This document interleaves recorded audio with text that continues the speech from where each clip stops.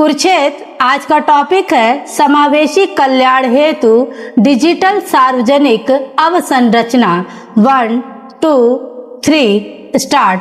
विशाल भौगोलिक विस्तार और सामाजिक आर्थिक विविधताओं वाले भारत में बड़े पैमाने पर प्रभावी शासन सुनिश्चित करने की आवश्यकता ने नवाचार को नई दिशा प्रदान की है। नीति आयोग ने उचित ही कहा है कि विकासशील अर्थव्यवस्था के लिए प्रौद्योगिकी केवल आर्थिक वृद्धि का साधन नहीं बल्कि सामाजिक समावेशन और समानता को सशक्त बनाने वाला एक महत्वपूर्ण माध्यम भी है। सुदृढ़ डिजिटल सार्वजनिक अवसंरचना के निर्माण के माध्यम से भारत ने आवश्यक सेवाओं तक पहुंच को अधिक लोकतांत्रिक बनाया है, बहिष्करण संबंधी त्रुटियों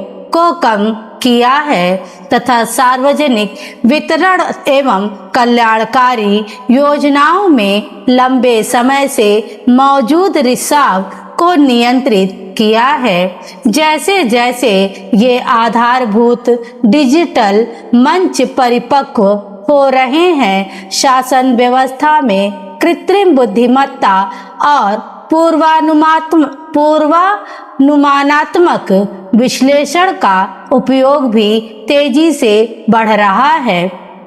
यह अभिसरण शासन को पारंपरिक प्रतिक्रियात्मक मॉडल से आगे बढ़ाकर पूर्व सक्रिय और डेटा आधारित नीति निर्माण की दिशा में ले जा रहा है। स्वास्थ्य, कृषि और आपदा प्रबंधन जैसे महत्वपूर्ण क्षेत्रों में नागरिकों की आवश्यकताओं का पूर्वानुमान लगाकर समय रहते हस्तक्षेप करना अब संभव हो रहा है। परिणाम स्वरूप भारत डिजिटल शासन के क्षेत्र में एक प्रभावी और अनुकरणीय मॉडल के रूप में उभर रहा है।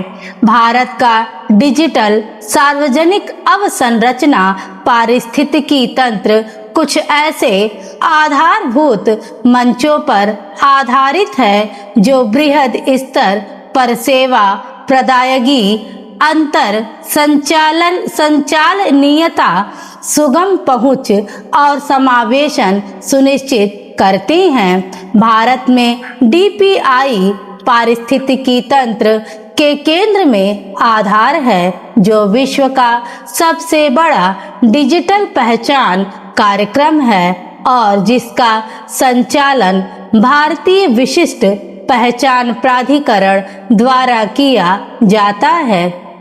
वर्ष 2026 के प्रारंभ तक 1.44 अरब से अधिक आधार संख्याएं जारी की जा चुकी थीं, जिससे देश की लगभग संपूर्ण वयस्क आबादी को डिजिटल पहचान प्राप्त हुई और विभिन्न सरकारी प्रणालियों में निर्बाध प्रमाणीकरण संभव हो सका।